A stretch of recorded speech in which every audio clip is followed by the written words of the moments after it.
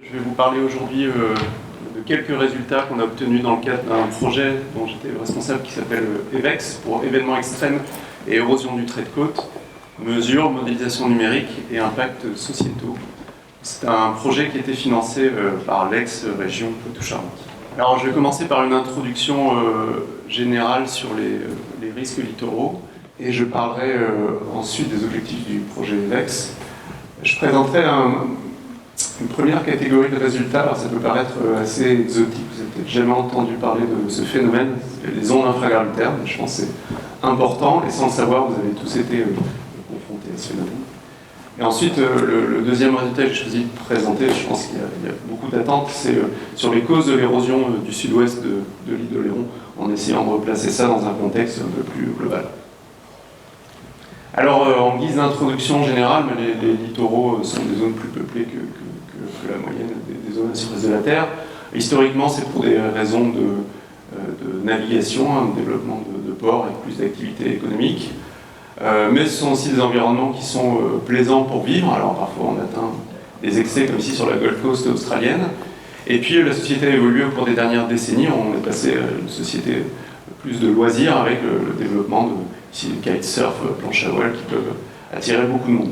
Cette activité, elle est croissante. C'est une étude que j'aime bien, de Neumann et collaborateurs, en 2015, qui ont fait des projections de la population qui vit, alors ils ont appelé ça LEZC, c'est la population qui vit dans des zones basses du littoral, des zones qui potentiellement sont submersibles si on a un événement extrême. Et donc ils ont croisé des scénarios de démographie et des scénarios d'élévation au niveau de la mer. Alors pour une fois, c'est pas pour la fin du siècle, c'est 2030 et 2060, donc autant dire que c'est demain. Et ce qui montre, c'est que cette part de la population qui vit dans des zones basses du littoral, elle va plus que doubler dans certaines régions du monde, notamment en Asie du Sud-Est et en Afrique de l'Ouest. Alors on peut voir une image un peu effarante du port de Shanghai avec des conteneurs à perte de vue. Là, c'est la ville, la méga-ville qui va faire plus de 15 millions d'habitants de Lagos au Nigeria, avec toute une partie très pauvre de bidonvilles qui vivent au ras de la mer. Évidemment, si le niveau de la mer monte d'un mètre, ça pose problème.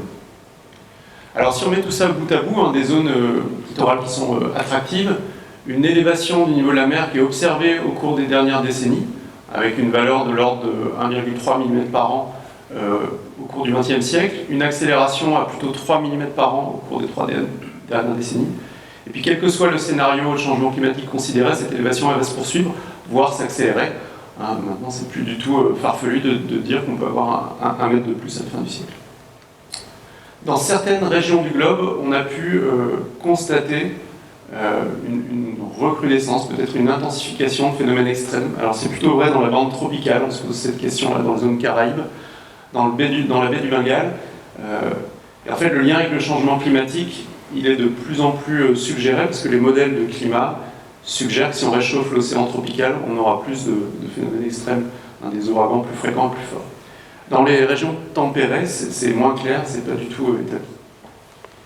Mais en tout cas, si on met tout ça bout à bout, on va vers une augmentation des risques littoraux. Alors dans ce contexte, le projet EVEX, il visait à étudier l'hydrodynamique lors des événements extrêmes, donc ce qui se passe sous l'eau. Une photo vraiment impressionnante de Lacanau lors de l'hiver 2014, dont j'en parlerai beaucoup.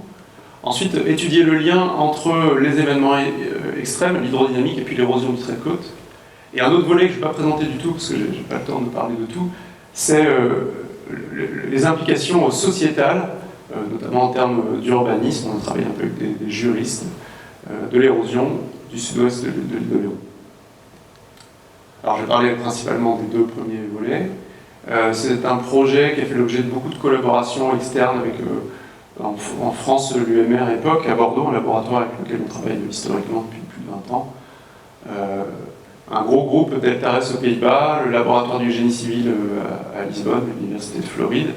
Et puis il y a eu le chevauchement avec un certain nombre de projets dont je m'occupais aussi, financés par l'ANR, la Commission européenne, etc.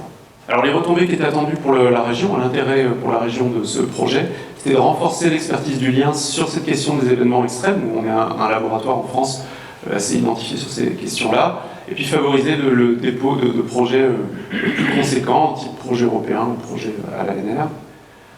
Il y a aussi un aspect de formation important, parce qu'on a encadré beaucoup de jeunes chercheurs d'étudiants de master, de doctorants, post-doctorants. Et donc l'idée c'était de former les cadres de demain pour les bureaux d'études locaux, Créocéan, Cassagec, l'UNIMA bien sûr, j'aurais pu mentionner, en plus c'est le cas. Et puis améliorer la gestion de l'érosion littorale bien sûr. Alors je vais commencer par ce premier volet, hein, l'étude des ondes infragravitaires, dont vous avez sans doute jamais entendu parler. Donc là on a une image qui a été prise à la pointe de Gatso pendant une tempête en 2016. Et ce qu'on voit là, c'est pas une vague, hein, c'est beaucoup plus long qu'une vague, la durée est plutôt de l'ordre de la minute, alors qu'une vague, la période d'une vague, c'est-à-dire l'intervalle de temps entre deux crêtes, c'est plutôt de l'ordre de 10, 15, 20 secondes, mais pas une ou plusieurs minutes. Alors je vais laisser la petite vidéo, sinon vous n'allez pas écouter ce que je raconte. C'est assez spectaculaire, c'est une vidéo qui a été prise pendant la tempête Hercule en janvier 2014, à Santander, côte nord de l'Espagne. Et donc ce qu'on voit là, on a l'impression que c'est une espèce de tsunami, une onde très très longue. Alors il y a deux baigneuses un peu courageuses, c'est en plein hiver, hein, qui sont un peu emportées, mais finalement tout le monde est sain et sauf à la fin. Mais ça reste très spectaculaire, on a une espèce de tsunami de près de 2 mètres de haut qui arrive et qui déferle comme ça le long du rivage. Alors pourquoi onde infragravitaire? C'est simplement une histoire de période ou de fréquence. Leur fréquence est plus basse que celle des vagues. Et donc c'est typiquement des vagues avec des périodes de l'ordre de 20 à 250 secondes, quelques minutes, jusqu'à 3-4 minutes. Et ce phénomène, il est peu connu, en tout cas en France, il est peu enseigné à l'université, il est peu connu dans les bureaux d'études, et pourtant il a des répercussions qui sont très importantes. Donc bien sûr la sécurité des personnes, c'est évident quand on voit cette vidéo. L'érosion des côtes lors des tempêtes, ça c'est bien établi, que lors des tempêtes c'est un phénomène important pour l'érosion des dunes, le recul de la dune. La dynamique des embouchures, c'est quelque chose qu'on a montré au laboratoire Liens.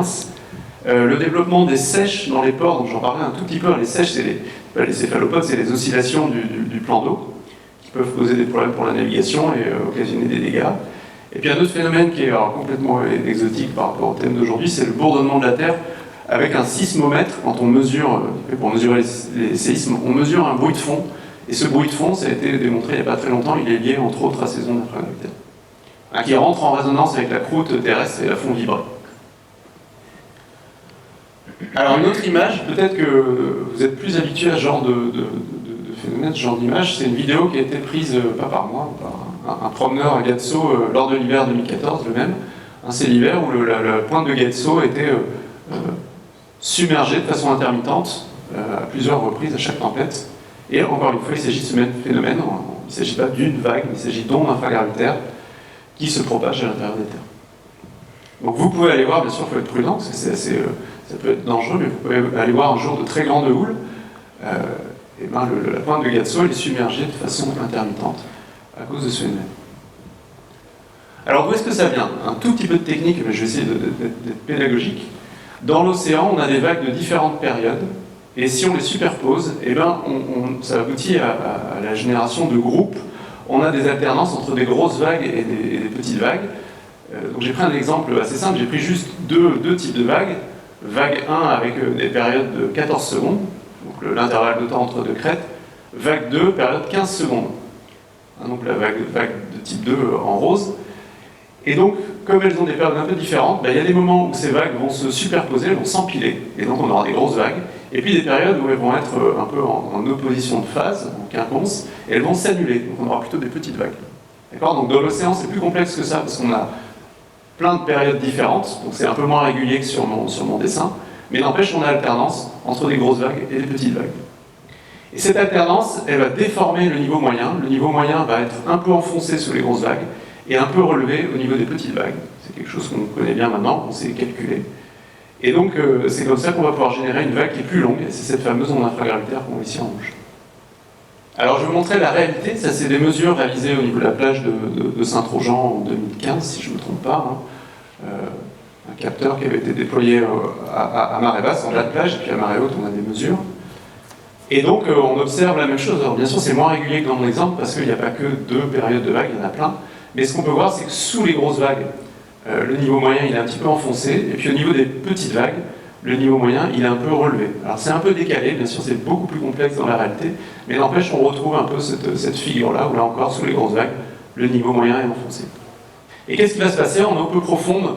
Les vagues, donc en bleu, vont déferler, Et l'onde infragravitaire en rouge, qui est beaucoup plus longue, elle va moins déferler, peut déferler, et du coup elle va pouvoir se propager plus loin, éventuellement atteindre la dune ou inonder les zones basses du littoral. Alors pour mieux comprendre ce phénomène, on a fait une campagne dans le cadre du projet EVEX en 2017, février 2017. On guettait une tempête, des conditions avec des vagues un peu solides, et c'était la tempête Kurt. Peut-être vous vous en rappelez pas, parce qu'elle n'a pas fait des dégâts particuliers. Juste en termes de vagues, c'était des très grosses vagues, comme je vais expliquer juste après. Donc en bateau, quelques jours avant, on a déployé un capteur par 10 mètres de fond au large de la plage, un capteur comme ça qui était déployé dans une grande cage, qui permet de mesurer les vagues et puis la vitesse des courants. Et puis sur la plage, à marée basse, on a déployé toute une série de capteurs, des capteurs de pression qui permettent de mesurer les vagues et des courantomètres qui permettent de mesurer les courants, les vagues, et puis là c'est un petit capteur qui permet de mesurer la concentration en sédiments, le transport sédimentaire. Donc là c'est une espèce de grosse vis géante qui fait 1,50 m qui est vissée dans le sable pour limiter la perte des instruments. C'est quand même compliqué de faire des mesures dans ces conditions. Alors voilà les conditions de la tempête Kurt. En fait il y a eu 3 tempêtes d'affilée, Kurt, Lave et Marcel, en une semaine d'affilée. On parle de cluster de tempêtes, où c'est la première qui nous intéressait. Et puis à l'époque, on a déployé des instruments, les 2 autres n'étaient pas encore prévus. Et donc ça, c'est au niveau de la bouée Biscay, un holographe qui est en plein milieu du golfe de Gascogne. On a atteint quasiment 10 mètres, donc on parle quand même de grosses vagues. Et puis au large de Saint-Trojan, voilà la hauteur des vagues ici, on a atteint 6 mètres. Alors on était très surpris parce que on dimensionne en général nos campagnes de mesure en fonction de la prévision. Alors avant, ça s'appelait Prévimer, maintenant c'est Marc. Et la prévision préliminaire à cet endroit-là, c'était 3,50 m. Donc en fait, on a été un peu dépassé par les événements, on a failli tout perdre. Heureusement, on a récupéré ces capteurs, c'était très très précieux.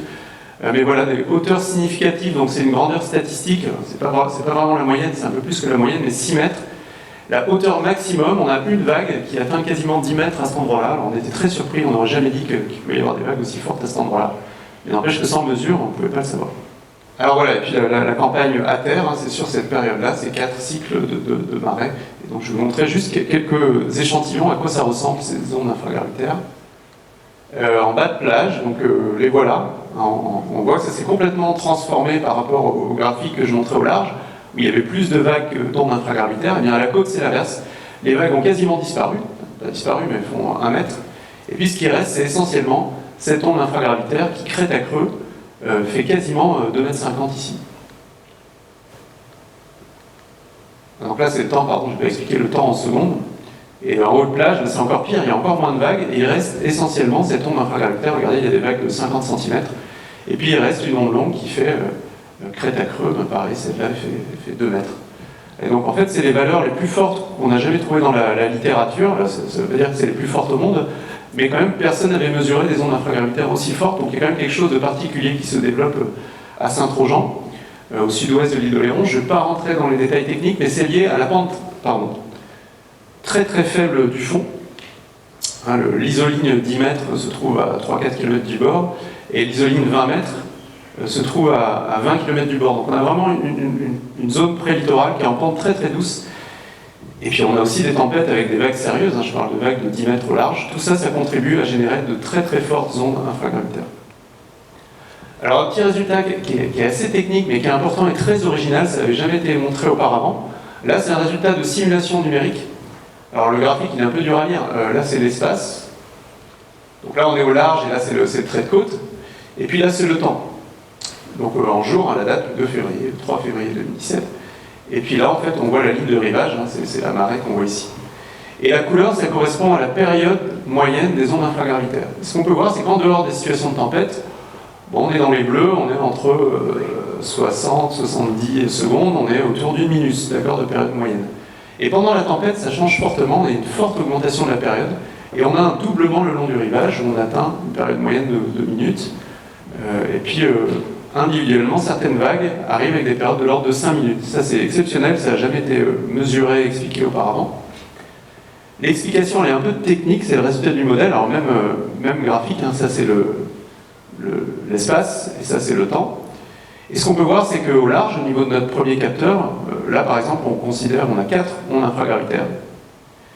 Et au travers de cette zone de déferlement, ça j'ai oublié de le dire, mais notre capteur à 10 mètres de fond, il était dans le déferlement. La zone de déferlement, vous avez sûrement fréquenté la plage par tempête, on ne voit pas l'horizon, on voit une zone de déferlement qui s'étend sur plusieurs kilomètres, mais on a mesuré ces 4 kilomètres pendant cette campagne, donc c'est considérable, et c'est assez unique, c'est lié à la pente très très forte et aux grosses vagues. Donc au travers de cette zone de déferlement, on a 4 ondes infragravitaires, et arrivé à la côte, on n'en a plus qu'une. En fait, elles ont fusionné. Comment est-ce que c'est possible? Elles ont des vitesses un petit peu différentes, et sur une distance qui est aussi grande, une distance de quasiment 4 km, et du fait de ces vitesses un peu différentes, elles vont se rejoindre, ces vagues, de sorte qu'au final, il n'y en a plus qu'une. Donc on avait 4 vagues avec des périodes de l'ordre de 40 secondes, et à la fin, on n'en a plus qu'une, qui a une période de 3 minutes. Et pourquoi est-ce que c'est extrêmement important? Parce que cette onde infragravitaire, elle est tellement longue qu'elle peut plus ou très peu déferler. Du coup, elle va être peu atténuée et elle va pouvoir se propager loin dans les terres et éventuellement faire des dégâts importants. Alors, le deuxième petit résultat, alors j'ai rien à vous présenter sur Oléron, mais peut-être certains d'entre vous sont au courant, ont déjà observé ça sans savoir ce que c'était. C'est la génération de seiches. Maintenant, il est bien admis que... Alors, les seiches, c'est des variations de hauteur d'eau dans les ports, dans les bassins fermés, qui peuvent être importantes, qui peuvent atteindre 1 mètre, 1 mètre 50, 2 mètres, mais elles se font rapidement, elles se font sur des périodes de quelques minutes. Et donc c'est important parce que si le niveau de la mer monte ou descend sur des périodes de quelques minutes, mais il y aura des courants qui sont très très forts associés, et donc ça peut présenter des risques pour la navigation quand on est à l'entrée du port. On peut être plaqué sur la digue. Il y a des ports où il y a des pontons qui peuvent être tordus, enfin bref, c'est quand même un phénomène qui est assez important. Et donc là, c'est la même tempête, toujours la même Hercule, au début de l'hiver 2014 à Lisbonne, au Portugal. Alors c'est le petit port de plaisance de Cascais, quelques dizaines de kilomètres à l'ouest. Et là, on voit les hauteurs d'eau mesurées, il y a un marégraphe à l'intérieur, on voit les hauteurs d'eau mesurées. En rouge, c'est la marée, c'est le niveau moyen. Et puis, ça, c'est des oscillations, et c'est ces fameuses sèches. Et elles sont encore plus importantes pendant cette tempête Hercule. Donc là, j'ai retiré la marée. Et on voit que crête à creux, ça atteint quasiment 2 mètres. D'accord ? Alors ça, c'est la hauteur significative, comme je disais, c'est une espèce de grandeur statistique. Mais crête à creux, de 5 minutes à 5 autres minutes, le niveau de la mer va monter de 2 mètres, monter d'1 mètre, avec des courants hyper forts de plusieurs mètres par seconde, qui ont tordu les pontons, détaché des amarres, etc. Et pourquoi je vous parle de ça? Parce que lors de cette même tempête Hercule, on m'a appelé, c'est un membre de ma famille qui était à Oléron, qui était à la Cotinière, et qui m'a dit, écoute, il se passe quelque chose d'incroyable, le niveau de la mer monte et descend de plus d'1 mètre d'une minute à l'autre, j'ai jamais vu ça, qu'est-ce qui se passe? Et donc j'ai répondu à l'époque, c'est très probablement des sèches. Et donc qu'est-ce qui se passe? C'est pareil, lors de cette tempête Hercule, il y a de très très grosses vagues qui déferlaient au large de la Cotinière. Ces ondes infragravitaires sont générées, elles se propagent, elles rentrent dans le port, et ensuite elles ne ressortent pas. Elles se propagent d'une berge à l'autre, on dit qu'elles sont piégées, par réflexion. Mais en fait, de nouvelles vont entrer. Et au final, le plan d'eau va finir par osciller et générer ce phénomène que j'ai montré à Lisbonne. Donc, je n'ai jamais étudié spécifiquement à la Cotinière, ça a été décrit plusieurs fois. Ce n'est pas le pire port en France, les ports les plus connus en France pour ce phénomène. C'est Port-Tudy à Groix, et puis à Bayonne également. À Royan, il y a eu des problèmes avec des pontons tordus. Et à la Cotinière, c'est vous qui allez me dire, je ne suis pas oléronais, mais ça a été décrit en tout cas. Donc voilà pour le premier volet, encore une fois, qui était un peu exotique, mais je pense que c'est important aussi pour nous scientifiques de communiquer sur des phénomènes qui sont moins connus, mais qui pourtant peuvent être importants lors des tempêtes. Souvent, aux informations, on entend parler d'un promeneur qui a été emporté par une vague, mais souvent, ce n'est pas une vague, c'est une onde infragravitaire.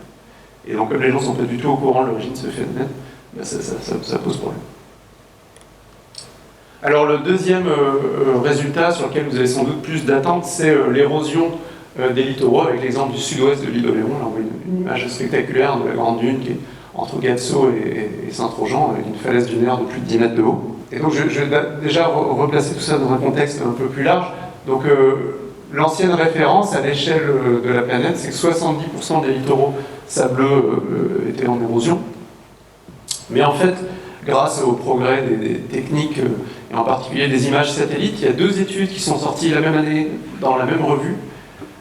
La première, c'est des Hollandais qui ont compilé toutes les images satellites exploitables à l'échelle de toute la planète, et ils ont montré que 24% des côtes sableuses présenter une érosion de plus d'1 mm par an. Alors il n'y a pas forcément de contradiction avec le chiffre au-dessus, c'est-à-dire que pour les côtes qui reculent plus lentement que ça, en fait la résolution des images satellites ne permet pas de conclure.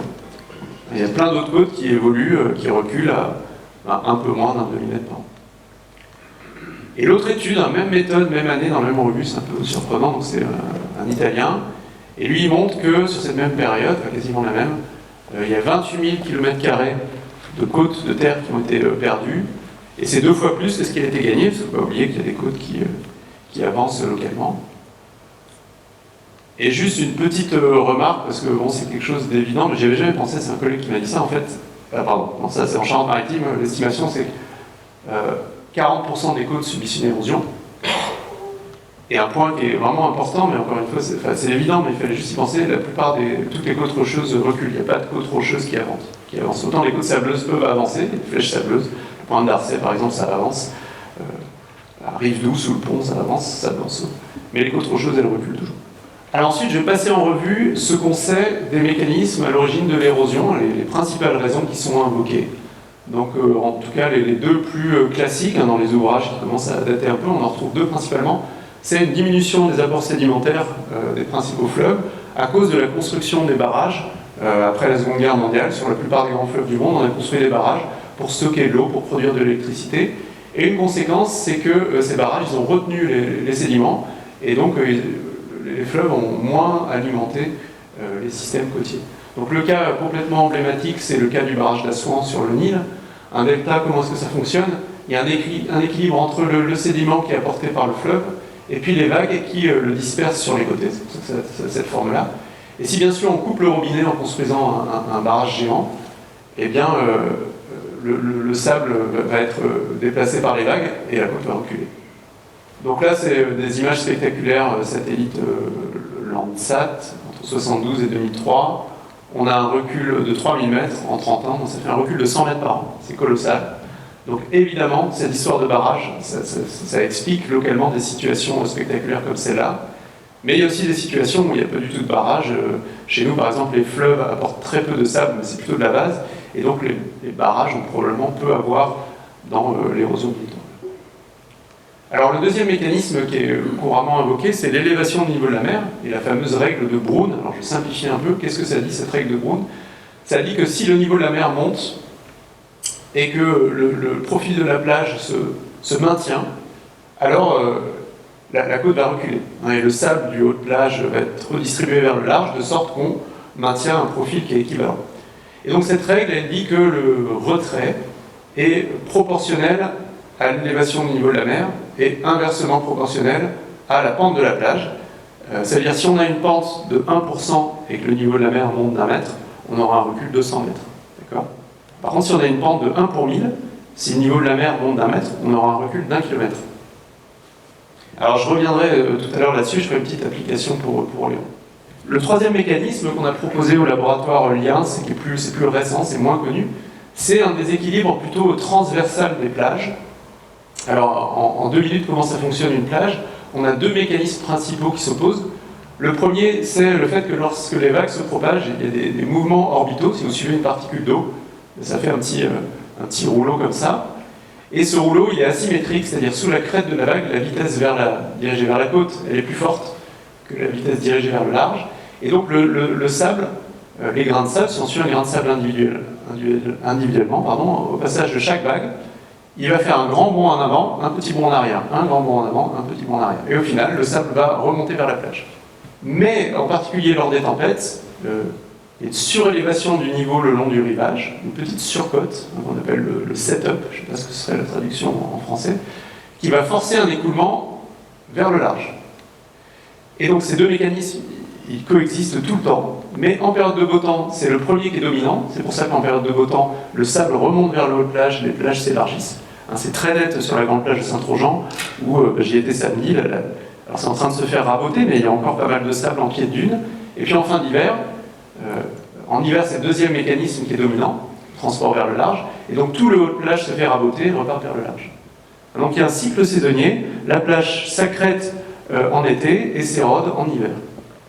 Oui, mais voilà, si d'année en année, les climats de vagues deviennent de plus en plus rudes, alors le sable qui repart l'hiver va moins revenir en été et on peut avoir un déséquilibre et la plage va reculer de façon chronique.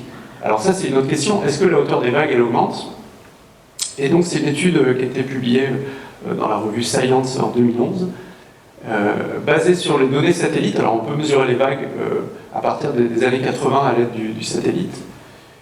Et là ce qu'ils ont fait c'est qu'ils ont regardé, alors le percentile 99, on va regarder un petit peu les vagues de tempête, et ils ont calculé des tendances. Et ce qu'on peut voir c'est que quand on est dans les rouges, la hauteur des vagues de tempête a augmenté, quand on est dans les bleus, on est dans la marge d'erreur, et quand on est dans les jaunes ou bleu clair, et dans les bleus foncés, ça a diminué. Et ce qu'on peut voir, c'est que pour les vagues de tempête, ce qui l'emporte, c'est l'augmentation.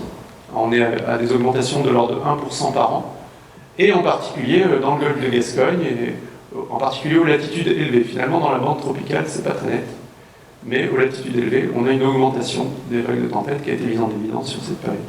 Voilà, ça c'est juste pour dire que ça a été corroboré, ces ordres de grandeur, par des mesures de bouées houlographes, de bouées qui mesurent les vagues sur la côte ouest des États-Unis. En fait, c'est les mesures les plus anciennes, ils ont plus de 40 ans de mesure, et sur 40 ans, ils ont pu mettre en évidence des augmentations du même ordre de grandeur, de l'ordre du % par an. Et nous, dans l'Atlantique Nord-Est, on a mis en évidence des augmentations du même ordre avec des simulations numériques. Alors le dernier mécanisme, c'est un déséquilibre, cette fois-ci dans l'autre sens, longitudinal. Alors qu'est-ce qui se passe si on regarde comment fonctionne une plage dans l'autre direction?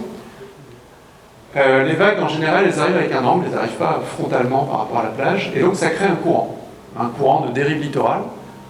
Si vous êtes baigné sur la grande plage d'Oléron, c'est sûr vous l'avez senti l'été, parce qu'encore une fois, c'est très très rare que les vagues soient parfaitement parallèles à la côte, donc il y a toujours un courant dans un sens ou dans l'autre. Chez nous, au niveau du sud-ouest de l'île d'Oléron, c'est plutôt vers le sud, ça vous emmène vers la pointe de Gassot. Et ce courant, il transporte des grandes quantités de sédiments. Alors, ce transport de sable, cette dérive littorale, c'est pas ça qui est responsable de l'érosion. C'est-à-dire, si c'est uniforme, si ça ne varie pas trop dans l'espace, ben en fait, on va avoir uniquement un gros tapis roulant de sable, mais il n'y aura pas d'évolution du trait de côte.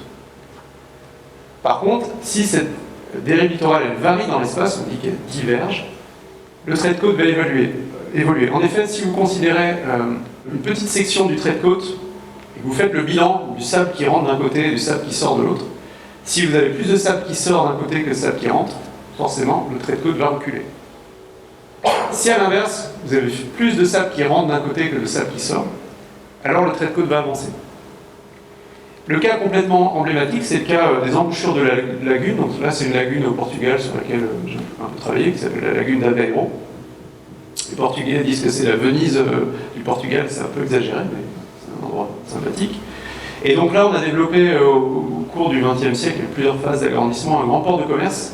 Ces embouchures elles sont très instables, il y a des bancs de sable qui se forment et qui peuvent vraiment gêner à la navigation, peuvent présenter un danger. Donc on a décidé de l'endiguer. Et c'est un endroit où il y a quand même des fortes vagues qui arrivent avec un angle d'incidence important. Et là, la dérive littorale, elle est vers le sud, elle est colossale. On parle d'1 million, on a travaillé là-dessus, c'est 1 million de mètres cubes par an vers le sud en moyenne. Et donc forcément, du fait de la construction de cette digue, on a interrompu la dérive littorale. Le sable s'est accumulé en amont. La côte a avancé de plus d'1 kilomètre. Et puis en aval, elle a reculé d'autant. Et il y a des habitations qui sont directement menacées. C'est vraiment un gros problème. C'est un problème qui est mal géré parce que du coup, en réponse à ça, qu'ont fait les autorités, elles sont en train d'agrandir la digue, donc ça va empirer le problème. La bonne solution, en fait, c'est les Australiens qui ont fait ça. C'est un problème qui se pose partout quand on endigue une embouchure, un estuaire. C'est de pomper le sable en amont avec une tuyauterie, alors c'est très cher, une tuyauterie sous l'eau, et de le relarguer en aval. C'est ce qui est fait à Cap-Breton également. Alors voilà, on va voir un petit peu tous ces phénomènes au niveau du sud-ouest de l'île d'Oléron pour voir lequel pourrait expliquer cette situation qui est assez exceptionnelle. J'ai dit plusieurs fois dans des conférences que c'était peut-être la côte qui reculait le plus en Europe et on n'a jamais contredit. Donc j'en conclus que c'est l'une de celles qui recule peut-être le plus en Europe. En tout cas, c'est parmi les côtes les plus mobiles en Europe. Donc là, ça fait longtemps qu'on a fait ça au laboratoire. On a compilé des données de traits de côte historiques qui sont fiables pour des raisons de navigation. On a des cartes marines anciennes qui sont très fiables. Et donc on a pu suivre l'évolution du trait de côte. Donc en 1824, vous le savez sans doute tous, le trait de côte était dans une position beaucoup plus reculée qu'à l'heure actuelle. Le village de Saint-Trojan était assez proche des dunes. Et puis c'est une période où la côte a avancé, jusque dans les années 60 à peu près. Et dans le même temps, on a des évolutions considérables de la pointe de la Coubre. La pointe de la Coubre, elle, depuis 1824, elle a reculé de plus de 2 km, 2,5 km à peu près. Vous savez même qu'il y avait un ancien phare qui était ici, puis qui est tombé à la faveur d'une tempête. En 1882, donc la côte a avancé, la pointe de la Coubre poursuivait son recul. 58, c'est la position la plus avancée qu'on a de la pointe de Gatso à peu près. Et alors là, on n'a pas de données de trait de côte pour la pointe de la Coubre, mais ça a continué à reculer de façon importante. Donc je reviendrai là-dessus tout à l'heure. Ce qui est très important, c'est que ça a tellement reculé au niveau de la pointe de la Coubre que l'orientation de la côte a changé d'une vingtaine de degrés. Alors j'ai fait un petit zoom maintenant sur la pointe de Gatso dans le cadre du projet EVEX. On a vraiment mis le paquet pour essayer de compiler toutes les données qui étaient disponibles. Donc en fait, on a récupéré sur le site de l'IGN toutes les images aériennes depuis la Seconde Guerre mondiale qui étaient exploitables, qui étaient géoréférençables. Donc on a pu numériser très précisément la position du trait de côte. C'est assez facile parce que comme la côte recule, on a une petite falaise dunaire et donc précisément on peut numériser à quelques mètres près la position du trait de côte. Alors je ne vais pas rentrer dans le détail de toutes ces courbes, mais ce qu'on peut voir quand même, c'est que la position la plus avancée du trait de côte, c'est au début des années 60. Ensuite, on a un recul qui est d'abord modéré, ça reste quand même important, de l'ordre de 10 mètres par an jusqu'en 2000, puis une accélération importante, avec des valeurs plutôt de l'ordre de 20, voire 30 mètres par an. Le record absolu, c'est lors de l'hiver 2013-2014, on a un recul localement de 58 mètres. Et donc c'est cette évolution-là, spectaculaire, que je vais essayer d'expliquer juste après. Alors l'hypothèse des barrages, comme je vous ai dit, les fleuves locaux apportent très peu de sable, donc on l'a écarté d'entrée de jeu, je pense que ça ne peut pas du tout contribuer. L'hypothèse de l'élévation du niveau de la mer, donc on a appliqué cette règle de Brown à tout le sud du golfe de Gascogne, et en fait il y a quand même quelque chose d'assez intéressant, c'est que comme le plateau continental s'élargit énormément, ben, les fonds deviennent en pente plus faible au niveau de l'île d'Oléron. Et cette contribution de l'élévation du niveau de la mer, qui est assez faible, on parle de 10 à 20 cm par an dans le sud du golfe de Gascogne, dans les Landes, eh bien elle croît en allant vers le nord, là on est plutôt à 30, 40, 50, et puis au niveau de l'Oléron, si on applique cette règle bêtement, qui est assez critiquée, mais ça expliquerait quand même de l'ordre d'1 mètre par an. Donc 1 mètre par an, c'est pas rien, mais nous on cherche quelque chose qui expliquerait 20 mètres par an. Donc ça vient empirer la situation, mais c'est pas la cause principale.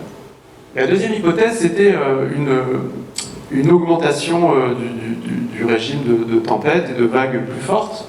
Donc ça, c'est des simulations numériques rétrospectives qu'on a faites dans tout l'Atlantique Nord, et on a sorti un point au large de l'île d'Oléron. En bleu, c'est la hauteur des vagues, la hauteur significative, cette fameuse grandeur un peu statistique. Et puis en rouge, c'est la moyenne hivernale. Et donc si on calcule des tendances, il y a une tendance qui n'est pas très forte, mais il y a une tendance quand même, avec une augmentation de quelques pourcents. Et sur toute la période, la hauteur des vagues en hiver, elle a augmenté d'une dizaine de pourcents. Donc 10%, ça fait qu'on était plutôt sur des valeurs de l'ordre de 2,50 m dans les années 50, et on se rapproche de 3 mètres sur la fin de la période. Ça, c'est la période des vagues, il y a une tendance qui est un peu moins nette. Par contre, au niveau des directions, il y a quelque chose d'assez spectaculaire, je reviendrai là-dessus tout à l'heure. Dans les années 60, on a un changement de direction avec des vagues. Alors les vagues, chez nous, en général, elles proviennent de l'ouest, surtout en hiver, c'est vraiment autour de direction ouest. Mais dans les années 60, les vagues venaient du sud-ouest à ouest-sud-ouest. Je reviendrai un peu là-dessus tout à l'heure. Alors ensuite, on a la chance, comme je vous l'ai dit tout à l'heure, d'avoir des données de bathymétrie historique qui sont très fiables. On a pu vérifier en comparant au niveau de zones rocheuses que d'une date à l'autre, c'était très stable, avec des erreurs faibles. Vraiment, nos aînés ont travaillé très très précisément. La première bathymétrie complète, vraiment fiable, c'est celle de 1882. Donc voilà le pertuis de Maubuisson qui était très différent. Il était orienté légèrement vers l'ouest-nord-ouest, il était beaucoup plus profond, un peu plus large. Et donc ce qu'on a fait, c'est qu'on a simulé, avec un modèle numérique qu'on développe au laboratoire, le transport sédimentaire en considérant des hauteurs de vagues. Alors on n'en savait rien en 1882, on a considéré un climat de vagues moyen sur les dernières décennies. Et voilà le parcours du sable, d'après notre modèle, sur une année. Et donc le sable, à l'époque, d'après le modèle, allait du sud vers le nord, faisait le tour du pertuis de Maubuisson, et allait alimenter la pointe de Gatso et le sud-ouest de l'île d'Oléron. Et donc c'est quelque chose qu'on n'avait pas expliqué auparavant, on n'avait pas expliqué comment il était possible que cette pointe de Gatso ait avancé comme ça de plus d'1 kilomètre en 150 ans, un peu plus de 100 ans. On n'avait pas expliqué quelle était la source sédimentaire. Et là, on l'explique, en fait, c'était le sud c'était la côte sauvage. Alors en 1960, le trait de côte a déjà pas mal changé, le pertuis de Maubuisson également. Alors on ne voit pas sur mon échelle, mais il est un peu moins profond, il est toujours orienté légèrement ouest-nord-ouest. Et d'après notre modèle, alors rappelez-vous, hein, les vagues, elles avaient une orientation un petit peu différente, elles venaient plutôt de l'ouest-sud-ouest, si bien que d'après notre modèle, on continuait à avoir cette alimentation du sud vers le nord, avec le sable qui faisait le tour du pertuis de Maubuisson, mais quand même, d'après le modèle, une zone un peu de divergence, c'est-à-dire là ça part vers le sud, là ça part vers le nord, et donc du coup, ça explique que la côte ait commencé à reculer modérément. Et enfin, ça contraste très très fortement avec la situation actuelle. Donc là, c'est une bathymétrie qu'on a réalisée en 2017. Alors au passage, c'est pas facile de faire une bathymétrie à Maubuisson, c'est un peu infernal comme endroit pour naviguer. Donc on a dû attendre des conditions calmes, etc. On a réussi à mesurer une belle bathymétrie. On voit que l'embouchure est complètement basculée vers le sud-ouest, changement d'orientation de 40 degrés à peu près. Et puis, d'après notre modèle, la situation est très très différente, avec un transport sédimentaire du sud vers le nord, qui s'accélère en allant vers la pointe de Gatso. Et puis ce sable, ensuite, il dégringole, il passe de l'autre côté à la côte sauvage. C'est une situation vraiment inverse, où c'est plutôt le sud-ouest de l'île d'Oléron qui vient alimenter la zone de la pointe espagnole. Et donc en fait, on a une situation un petit peu auto-entretenue, où on voit que là, le transport sédimentaire, il augmente en allant vers le sud. Donc comme je vous ai expliqué tout à l'heure, si on considère une petite section et qu'on a plus de sable qui sort que de sable qui rentre, alors la côte recule. Et si la côte recule, elle tourne, elle est plus oblique, donc les vagues sont plus obliques, donc le transport sédimentaire augmente, et la situation s'empire. Alors s'empire, c'est objectif, parce que la vraie question, c'est est-ce que c'est grave ? Je vous ai dit que je n'allais pas présenter les impacts un peu sociétaux sur lesquels on a réfléchi avec des collègues géographes et juristes, mais quand même, je vais juste en dire deux mots. Les premières propriétés privées sont quand même très loin, donc heureusement, on a le temps de voir, et on a plusieurs décennies devant nous. Il n'y a pas d'enjeu majeur. Alors, bien sûr, l'exploitant du petit train ne serait pas d'accord avec moi, je pense qu'il est très en colère tous les printemps quand il découvre ces plusieurs mètres, dizaines de mètres de rails qui sont dans le vide. Bon, pour les écoles de char à voile, de surf, c'est un peu embêtant. Tous les 10 ans, 20 ans, il faut reconstruire un parking, c'est un peu embêtant, mais il n'y a pas d'enjeu vraiment majeur. L'autre conséquence, c'est d'après nous, d'après cette étude, on pense que ça va se poursuivre et peut-être même s'accélérer au sud. Alors c'est sûr que d'ici quelques décennies, il faudra réfléchir aux conséquences. En particulier si vraiment le dernier kilomètre de la pointe de Gatso venait à se faire complètement raboter. Bon, là il y a des enjeux qui peuvent être menacés, qui ne sont pas directement menacés, mais en particulier la Thalasso, le Novotel, peut être plus exposé aux vagues, il peut avoir des conséquences qu'il faudra anticiper. Alors si on dézoome un petit peu à nouveau, alors je vais résumer juste, le sud-ouest de l'île d'Oléron, il est en érosion croissante depuis le début des années 60, et c'est les taux de recul les plus importants qu'on ait trouvés dans la littérature. En Europe en tout cas. Après il y a la question des deltas qui est très particulière, où je vous ai dit qu'on peut atteindre 100 mètres par an. L'élévation du niveau de la mer et puis l'augmentation de l'énergie des vagues, ça vient empirer la situation, mais ce n'est pas la cause principale, ça explique que 1-2 mètres par an. Et la cause principale pour nous, c'est lié à des modifications dans la dérive littorale, donc la direction du sable qui est transporté parallèlement au rivage, qui elle-même est liée à toute une dynamique complexe de l'embouchure de Maubuisson, de la pointe de la Coubre. Et donc ces processus, ils sont naturels, ils ne sont pas liés au changement climatique. Et donc si on dézoome un petit peu, là c'est une étude faite par mes collègues de Bordeaux, Bruno Cassel, qui ont fait le même exercice que nous, mais depuis la frontière espagnole jusqu'à l'île d'Oléron. Et donc ils ont compilé la position des traits de côte. Alors 0, c'est la référence, c'est 2014. Et puis on voit toutes ces dates pour lesquelles on voit l'exercice. Alors je ne vais pas commenter dans le détail, mais chaque bandeau violet, ça correspond à la position d'un estuaire ou d'une embouchure. Donc il y a le pertuis de Maubuisson, la Gironde, Arcachon et puis l'Adour. Et ce qu'on peut voir, c'est qu'à chaque fois qu'on s'approche d'une embouchure, on a des évolutions du trait de côte qui sont beaucoup plus importantes, plusieurs centaines de mètres sur la période. On voit quand même que l'île d'Oléron, c'est ce que je vous disais tout à l'heure, c'est l'évolution la plus importante, mais la pointe du Médoc, on a des évolutions importantes aussi avec des problèmes d'érosion importants. Et puis quand on se rapproche du Cap Ferret, on retrouve des problèmes. Et Cap Breton à nouveau. On voit au passage que dans les Landes, c'est beaucoup plus stable, avec des taux de recul de l'ordre du mètre par an. Alors les conclusions, c'est que comme on a vu en introduction, l'élévation du niveau de la mer et l'augmentation de la population le long des côtes vont augmenter les risques littoraux, d'érosion et de submersion. Alors les ondes infragravitaires, j'ai hésité avant de présenter ça, c'est quand même un peu exotique, un peu technique, mais je pensais que ça pouvait vous intéresser. Surtout, vous aviez tous été confrontés au phénomène sans savoir ce que c'était. C'est un phénomène qui est mal connu, surtout en France, et qui peut avoir des impacts importants lors des tempêtes. On a dit risque pour la sécurité des personnes, érosion des dunes, développement de sèche dans les ports. Et enfin, l'érosion littorale, c'est un problème global, à l'échelle globale, qui souvent résulte de la superposition de plusieurs mécanismes. C'est ça, finalement, un message sur lequel j'aimerais insister. En général, il n'y a pas une seule cause, et c'est pour ça que c'est très très dur de comprendre. Il faut arriver à démêler ces différents mécanismes qui sont superposés. Néanmoins, au sud-ouest de l'île d'Oléron, nous, on est quasi sûr de notre coup, hein, jamais complètement sûr, mais nos simulations numériques, la chronologie des évolutions, etc., suggèrent qu'il s'agit d'interactions entre les embouchures et les traits de côte adjacents, que ça n'a rien à voir avec le changement climatique, et que ça va se poursuivre dans les années, voire les décennies à venir.